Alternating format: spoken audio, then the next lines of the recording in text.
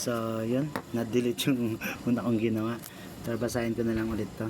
So, teacher training activity number 1. How did you know that God is leading you to teaching? So, first of all, I've got saved January 24, 2004. So, maaga ako naligtas. And, ang Diyos na naglagay ng passion sa akin sa teaching. Kasi, nung junior pa lang ako, trinain na ako ni Pastor Nelson. Lagi niya ako sinasama sa mga soul winning and outreaches. At the same time, dumating kasi ang panahon na 2008, yun po yung panahon na na-send out si Pastor Nelson. At halos wala nang humahandle ng mga junior class. Meron man, minsan sumusulpot-sulpot lang. At nagkaroon ako ng kurot sa puso na magkaroon ng compassion to teach to the young people, to the junior department. So that time, nangusap sa akin Panginoon through Word of God, kasi Book of Judges remind us that nagkaroon ng worst generation dahil dun sa tinatawag na hindi nila kilala yung Diyos nila. So yun. Then the same time, yung panahon din na yun, isa sa pinaka naging focus na preaching ni Pastor Suyo na napakinggan ko is yung pray to the Lord that He sent more laborer in the field. So that time, nag-commit ako sa Panginoon at sinabi ko na gamitin ako ng Panginoon sa teaching, and yun yung naging bukas, nag-open ministry for me na maging teacher ng junior class. So sabi ni Pastor, ikaw, nakita mo yung kakulangan, edi ikaw yung tinawag. So yun po yun. So I was 16 years old that time. Ang una ko na naging estudyante is sila Aaron Enoho. Maaga ako namulat sa part na yun dahil going to 17 years old na po ako nung time na yun. So it was 2009. So then for Bible reading, so may share ko lang na Bible reading ko na nakalagay kasi dito is 5 and prayer is 5. So kasi sa Bible reading, sa mga nakakaalam, kilala sa akin is yung Book of Proverbs. Yan yung calendar ko. Binabasa ko yan through calendar numbers. Then yung meron akong every day 2 chapter to Old Testament, 2 chapter to New Testament. So pero may mga pagkakataon na hindi ko nagagawa yun, kaya 5 yung nalagay ko sa Bible reading. Prayer time is yes, nakapag-pray tayo, especially pag mayroong mga urgent prayer. But nasabi kong 5 kasi we need to improve more, kasi sometimes kung susukatin, minsan mas mahaba ang oras natin kaysa sa social media, kaysa sa prayer time natin. So yun. So preparation for the lesson, so 3. So 3 yung nasasabi ko kasi sa mga nakasama ko na nagturo, na alam nila yan. Mahina ako sa paggawa ng visual aids.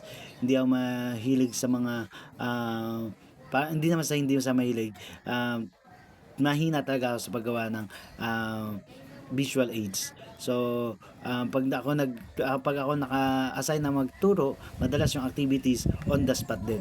So dun nagkakaroon ng nasasabi ko na dahil lang sa meron ako ng experience and head knowledge sa mga lesson, kaya nagkakaroon ng ganun na part na parang hindi na nakapag-prepare, pero it's a wake up call. Then personality as a teacher, so 4 kasi alam naman ng mga nakasama ko yan, sa mga nakakilala sa akin, yung personality ko is minsan okay, minsan hindi. So tinatawag nga na minsan bugso ako na mainitin ang ulo, bugnutin. May time din naman na teachable ako. So may ganun po ko na character. So personality, matagal pinagpa-play ko yung character ko na pagiging bugnutin, pero minsan kusa siyang lumalabas. So matagal ko na sinuko sa Panginoon yun, pero yun talaga yung problema, isa sa problem ko talaga. Then may mga time kasi hindi naman ako galit magsalita, pero yung mga ibang nasa paligid ko kala galit ako. So yun. So relationship with co-teacher, so yung relationship to co-teacher, number 5 kasi nakalagay dito number 5. So kasi minsan nagkaroon ng miscommunication, and But yung relationship okay naman, but sometimes nagkakaroon ng problema dahil sa misunderstanding. Relationship with student, so 5 din kasi iba-iba yung approach ko sa bawat generation na dumaan sa akin. Yan, tulad niyan, generation nila Penpen, yan yung panahon na masyado ako mahigpit. Yan yung mga panahon na nakakabali ako ng map. Tapos sa generation nila Jethro, yan yung medyo masyado naman ako maluwag. Sa generation naman nila Joshua David, so yun kasi halos mga nagiging ano ko base yan eh. So kila Joshua David, yan naman yung panahon na masyado naman ako malambing sa lahat ng mga estudyante ko. So kaya may mga time na kung makikita natin nyo po, iba-iba yung approach din ng mga estudyante. May mga iba sobrang takot, may iba makikita mo na malambing sa akin. So relationship at home, so relationship at home, ang grade ko dyan is 7 kasi family oriented po talaga kami. In the same time ang relationship po talaga namin stick together, lalo na sa family kasi diyan kami pinalaki. So improvement, so sa tingin ko pwede pang improve, pero nasabi ko na rin 7 kasi pagdating sa love sa bawat isa super expressive naman Teaching skill, so teaching skill ko is 5. So meron pang space for improvement kasi katotohanan may mga time na by the grace of God lang naman talaga na biglang pag may mga tanong doon lang nasasagot dahil sa na-prepare mo rin yung utak mo to read the Bible, to memorize some verses, to answer some question, kasi yun naman sinabi sa Bible na kailangan natin prepare yung puso natin to answer any questions. Then class management, so sa class management, so masasabi ko ang rate ko dyan is 5. So alam niya ng mga naging estudyante ko na on time of teaching seryoso ako.